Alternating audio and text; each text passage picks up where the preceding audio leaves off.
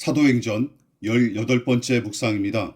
신약성경 사도행전 2장 23절, 24절, 32절과 33절, 36절 나누어서 봉독합니다.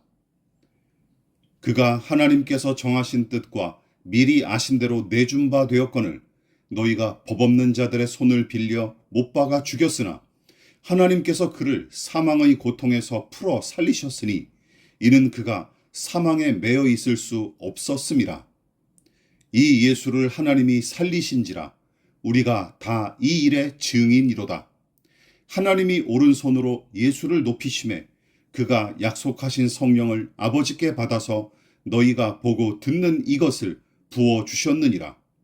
그런즉 이스라엘 온 집은 확실히 알지니 너희가 십자가에 못 박은 이 예수를 하나님이 주와 그리스도가 되게 하셨느니라 하니라.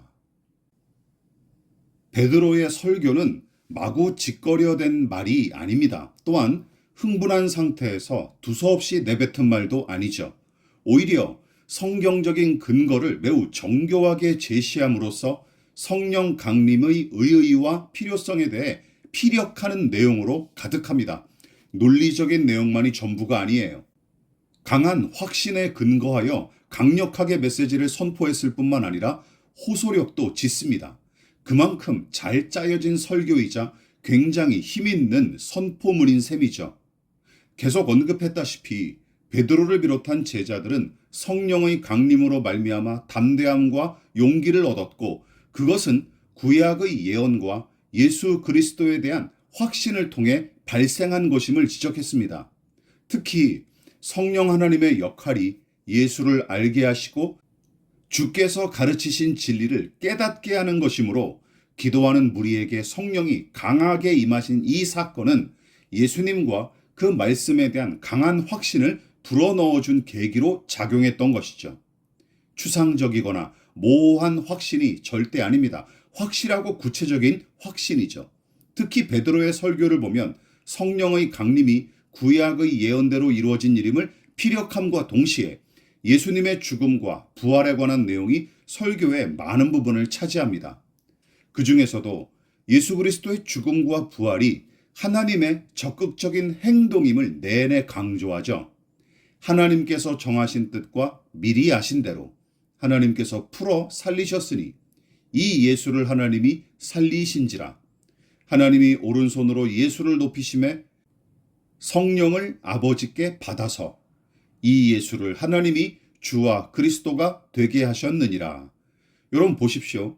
십자가의 죽음과 부활은 예수님의 단독 행동이 아니라 성부 하나님의 계획과 간섭과 적극적인 행동을 통해 이루어진 일임을 반복해서 강조하고 있습니다. 다시 말해 예수님의 십자가 죽음과 부활이야말로 성부 하나님의 적극적인 구원 행동임을 확신했던 것이죠. 훌륭한 인품을 지닌 인물이 대의 명분을 위해 고고한 모습으로 희생한 정도가 아닙니다. 신화 속의 인물처럼 어떤 극적인 효과를 나타내려고 다시 살아난 것도 아니에요.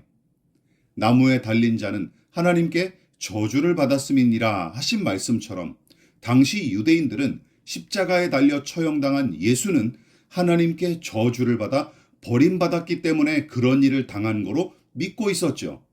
베드로는 이 설교를 통해 유대인들의 그런 관념과 통념에 관해 정면으로 반박하고 있는 것입니다. 예수의 죽음은 그의 잘못이나 죄악에 대한 대가가 아니라는 뜻이죠.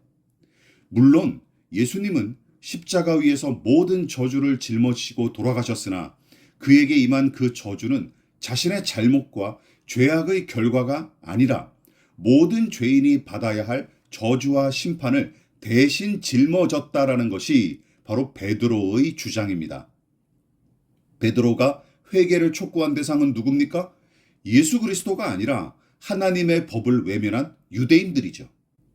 오히려 예수는 무고하고 아무 죄가 없는데도 십자가에 못 박혔다고 논증합니다.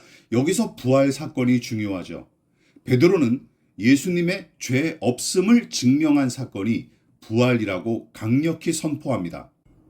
다시 말해 유대인들은 예수를 죄인으로 몰아붙여서 결국은 십자가에 못 박아 죽였고 그의 죽음으로 그 사실이 증명된 거로 의기양양했어요. 그러나 부활은 그들의 확신을 산산조각내고 완전히 뒤집어버린 사건이 되는 셈입니다.